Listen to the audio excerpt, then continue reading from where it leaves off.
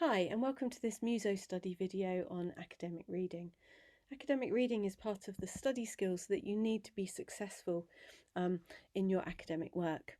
And Musostudy suggests that we think about it in a cycle, with critical thinking as the first thing that we need to do. We need to be able to think around our subject, to come up with questions that we have, and those questions and the thoughts that we have, we can take those into the reading. So then we're starting to read and find answers and find arguments that challenge or agree or support what we've been thinking about.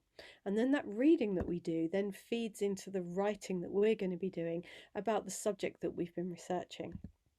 And then we need to review and reflect on that whole process and then go back to the start and just keep going round and round and round it. So when you're thinking about developing these skills, it's a really good idea to think about developing your critical thinking skills alongside your academic reading and writing skills. And I really like this quote: reading without reflecting is like eating without digesting. So it's really important that when we've read something, if we want to review and reflect and consider it and think about it, so that we can then ask more questions, go deeper, and inform what we're going to be writing about. So, what is academic reading? It's different to reading for pleasure. It's much more active, thoughtful, and strategic. We need a strategy for what we're going to be reading. We need to have questions that we've thought about, that we're looking for answers for, or arguments about when we're thinking about the reading. So we're not actually just reading and letting the words wash over us. We are actively reading and trying to take in what it's saying. And sometimes we're searching through the reading for something specific. We're not necessarily reading every word. And it's definitely a skill that requires practice, especially with really academic texts. Sometimes the language that they use or the way that they structure sentences can be quite alien. It's not like reading for pleasure. It's not like prose necessarily.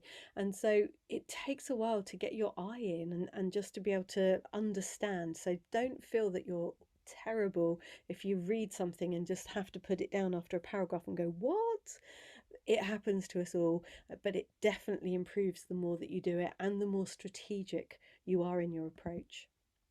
It involves critical thinking, like I said, so you've got to be thinking about, why am I reading this? What do I want out of it? Take notes and have that strategy so that you're really thinking about, what am I getting out of this text? So, like I keep saying, we need to know what to read, why we're reading it, but we also need to know where to find that reading and then how to reference it accurately. And reading is essential for good academic writing. Without the reading, we've got nothing to talk about. So you could think of reading like breathing in, we're taking information in, and the writing is like breathing out. That's the product of all the reading that you've been doing.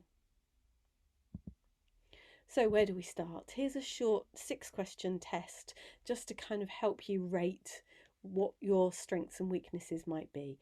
So I want you to answer each of these questions on a scale of 1 to 5, where 1 is not confident at all and 5 is very confident.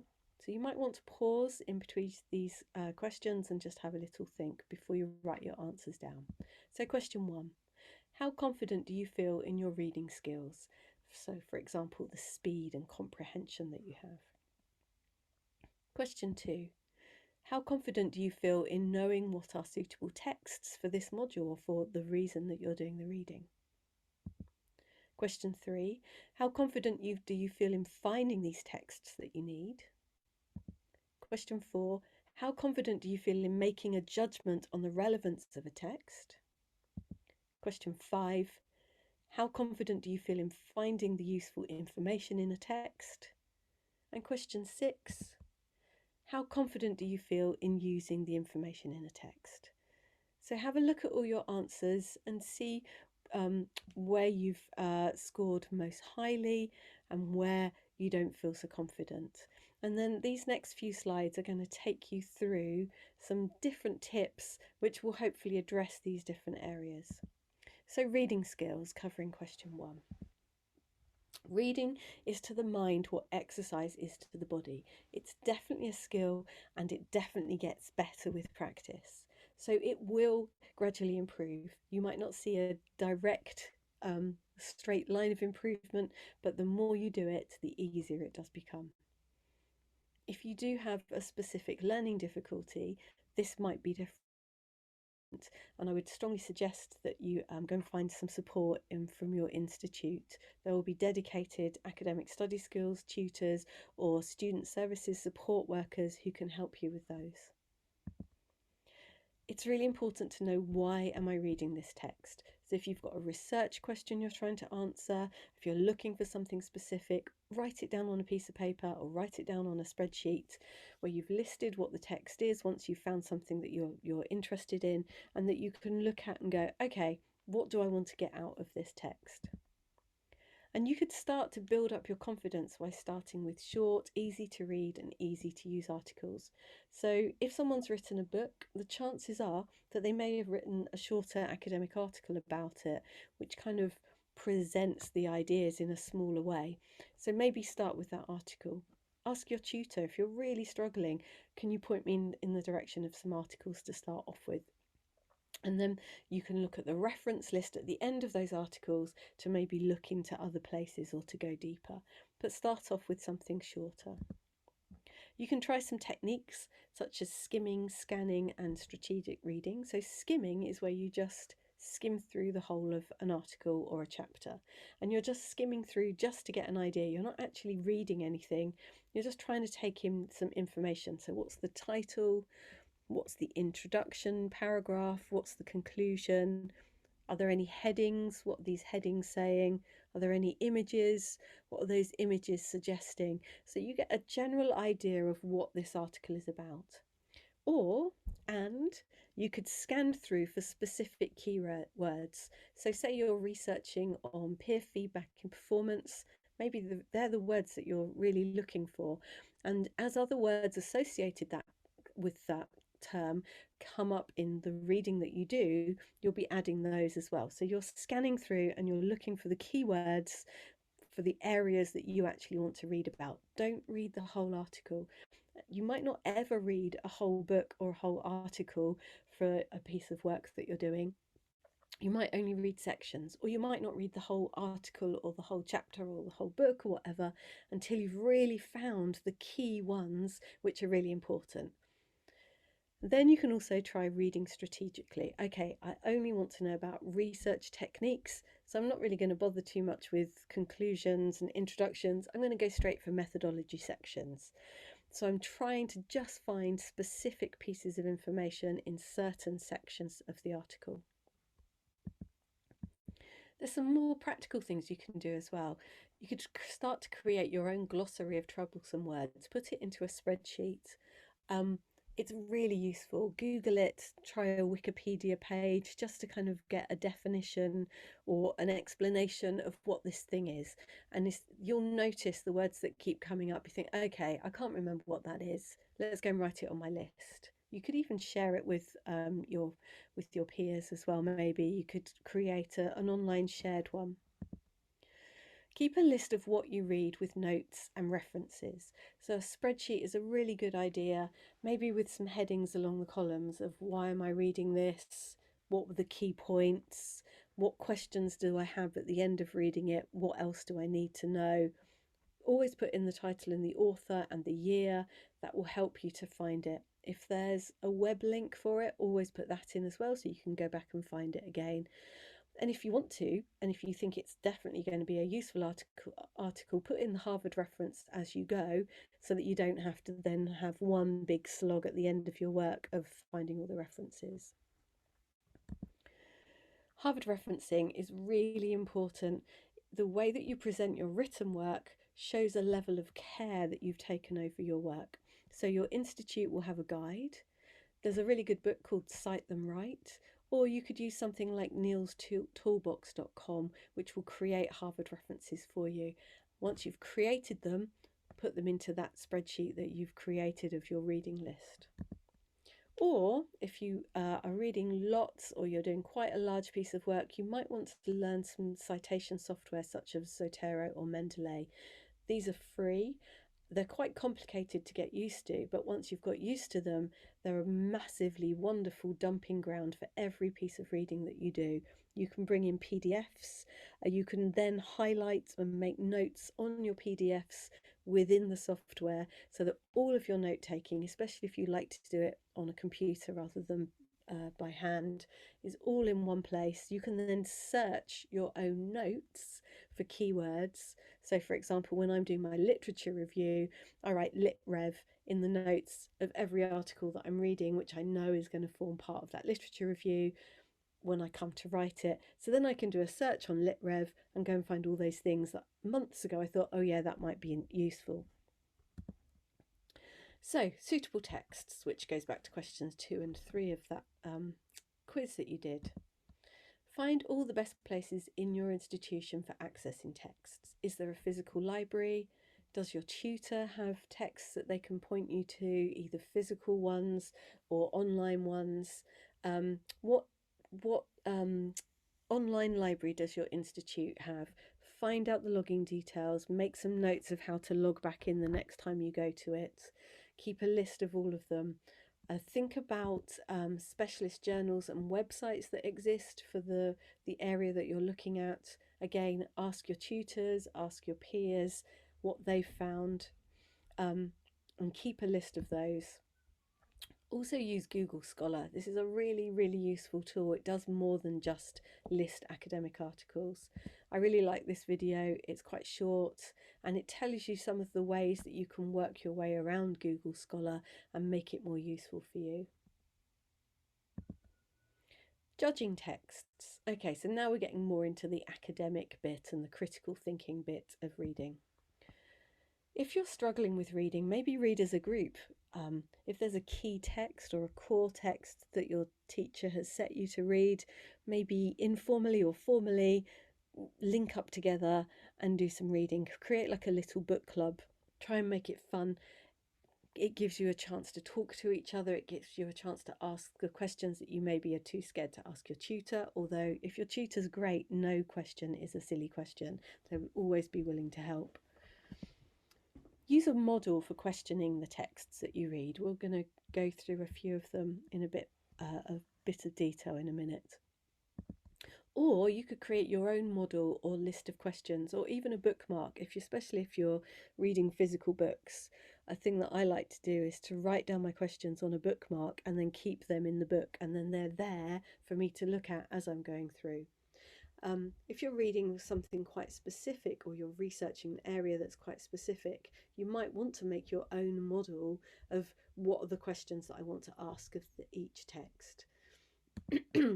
Keep a list, like I said, of what you've read with your notes, with the references, because it's so easy to find something, get halfway through, get distracted, and then go back and have to start the search again. Actually using the information that you found. Like I said, use a model for questioning the text. You might also want to use a critical thinking model, such as the Musostudy one that I suggest called Read Backwards, which helps you to go from just describing what you've read into analysing and evaluating it. So use the critical thinking. Always ask yourself, what do I want to know from this text? What questions am I trying to answer, especially if you've got research questions or a question as your title? What are you actually looking for in the text? Be strategic. Go and look for that. Don't just start reading from the beginning. Maybe create some bullet points or sections that you're trying to answer or that you're getting from the text. This might even then become your essay structure. So make some notes and then add to those sections or bullet points or headings that you've created with other texts. And then that's really useful when you start to bring together more than one text under one section. That's when you can start to synthesize and get an idea of what is out there in general, just rather than this one text says this one text says this. You can start bringing together those ideas, and that's really, really good.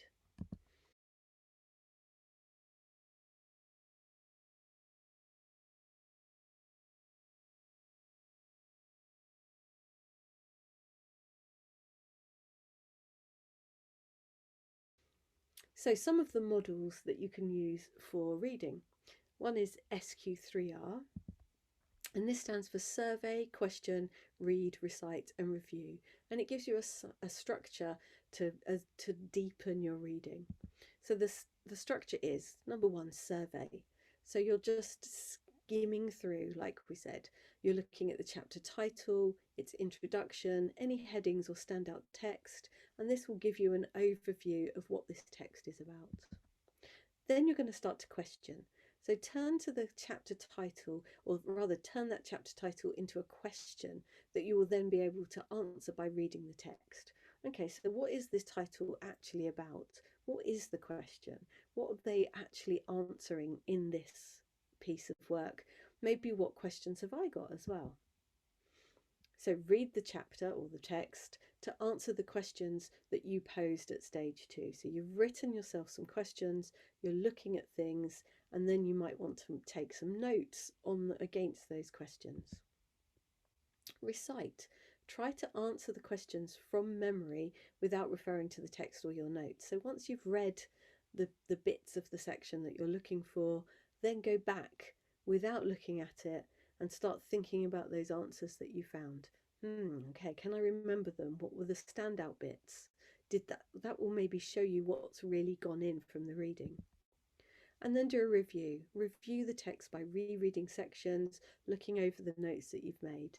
This is maybe something that you do briefly after a first look through, and maybe if you come back to a specific text because it's really useful, you might want to do a deeper review next time. Another one is CRAAP, which stands for currency, relevance, authority, accuracy and purpose. So this is a useful tool to help you consider the credibility and the worth of texts that you're looking at. And these 5 questions can be asked to get you to think about the credibility. So currency, how up to date is this? If it was written pre-2000, if it was even maybe written pre-2010, is this okay? Is it still current? It could be that if you're reading something by a really key author that was written back in the 1950s, that's completely okay because maybe that's where it actually started and began. But if you're reading something from the 1980s, which is referring back to that, then actually we want to see what people from right now are doing with this 1950s idea. So maybe you want to look really up to date. How fast is your area moving? So what was happening in 2000 is maybe not relevant now. When was it published? Go and have a look. Has it been updated? Is there a more current edition? Do the links work? And is it complete, like mine isn't here? So really think about what's going on, okay? And do you need to think of this as a relevant authority, or do you need to kind of think, maybe this isn't the actual most current version or viewpoint? Relevance. Is this relevant to your topic? Is the text at a high enough level for your purposes? So are you looking at Wikipedia or a TED Talk or a secondary website, maybe a blog? Do you need to actually then go and look for the academic journal that this is based on, or the book that it's come from? How authoritarian or how relevant or specific do you need to be for the area that you're reading about? Authority. So who is this author? What's their background? Are they biased? What does the URL tell us? If it's a .com, does that maybe mean it's a blog? If it's a .ac.uk, that means it's from a British university. So what authority do they have to be talking about this? Is it accurate? Does it use evidence to support its ideas? Is it referenced? Is it written in good English? Does it have references? So maybe just be a little bit critical about the where it's come from, and therefore does that mean I can use this as an authority and say, yes, this is a really good piece of work, or do I need to be cautious in how I use this? Do I need to ask more questions? And is it trying to inform us? Is it trying to teach us? Is it trying to sell something? Is it entertainment? Is it an opinion piece from a newspaper or a magazine? So really think about where that's come from, because that will give you a picture of what's important. The Hermeneutic Circle is also useful, and it has 4 different parts to it, and it gets you to consider different aspects. So it's first of all the whole. What do we think is the overall message of the text? How do other aspects shift our opinion of this? What other aspects are at play here? The context. So a bit like we just saw in CRAAP, what's the context of this piece of writing? What are the circumstances that it's trying to set out, or why it's been written? We also need to consider who wrote it and the reasons for writing it, a bit like we were just looking at in the other model. And then the parts. In order to properly interpret a text, we should consider the meaning of the individual sections. So what are all the different parts telling us, and what does that all add up to? And then how do we interpret what we're reading? What do we think it means? What are the conclusions that we're drawing? What questions do we have about it? What other works does it relate to or conflict to? Is there a general message that seems to be coming out through all these texts that I'm reading? So this circle is a useful tool to remind us to question what we read, and some of the questions we can use are: question each section. How do they all relate? What is the context of this writing? Who wrote it? When? Why? What do I think the whole text is trying to say? What do I think of this text? Do I agree, and why? And another model, the 7 pillars of information literacy. So the 7 things are: 1, identify. You need to be able to identify a personal need for this information. So what do I want to find out? What do I need to know? Investigate what that is. The scope. Okay, what's the scope of what I'm looking at? Assess the current knowledge. What gaps do I want to identify? And I want to know what types of information are available to best answer my question. And then there's planning, constructing strategies for locating information data. So plan which tools and techniques are appropriate for maybe searching out stuff. Choose and keep up to date keywords that I'm looking and reading about, maybe the keywords that I'm putting into my reading. Gathering. Where can I locate and access the information and data that I need? Is it online? Is it in print? Create searches to find that data. Maybe when you're searching for data, keep those key term searches that you made so that you can go back to them. So that's another thing to add to your spreadsheet of reading. Evaluating, so that we can review the research process and compare and evaluate the information and data that we find. We want to read different resources, we want to identify the key arguments and the key points that are being made, and we want to look between the resources and the sources that we're finding. And then management, so that we can organise information professionally and ethically. We want to be able to understand how we copyright or how we use things that are copyrighted, making sure that we're not plagiarising and that we're aware of what intellectual property is. And then we also want to be able to accurately reference the work that we're using. And then thinking about how we present. So this is about being able to apply the knowledge that we've gained, presenting the results of the research, synthesizing the information that we find in different sources to create new knowledge and disseminate it and think about it and talk about it as our voice, so that we understand this whole message that we've read lots and we've now got something that we want to say. And that gives us an understanding, and also thinking about the writing styles that we need. So this model is much more broad, and it's can be useful for us to think about the whole way that we're taking in information. So what we've done by looking at SQ3R, CRAAP, the hermeneutic cycle and the 7 pillars are looking at lots of different ways, some quite specific, some quite broad, of thinking about our reading and the information. And you might have found one that makes you go, oh, that's really detailed and I like that, or that's quite general and I like that one, or actually I like bits of them and I'm going to bring them together. Or maybe there's just some interesting bits, but none of those really do it for me. So maybe what you want to do is to create your own models for reading. So some of the questions you might have are, what's the main point of this piece? What's my opinion of this piece? Integrity. So again, questioning the author and the author's authority. Do they have an agenda? And then what are the extra questions that I've got? Were there any holes or anything interesting that popped up? Was there a particular methodology or a method that they used that I liked? How does what I'm reading affect my general argument? What's the one point that stood out for me? What other questions has it stimulated? And like I said, one thing that I like to do is create my own lists into bookmarks. And here's a couple of the bookmarks that I've created that you might want to use as well. So maybe write your own questions or your own things to remind you to be doing when you're reading. Such as the things on the strategic reading bookmark here, or the 7 pillars. So there's so many different ways of getting your head organised for reading. So what do you want to do now?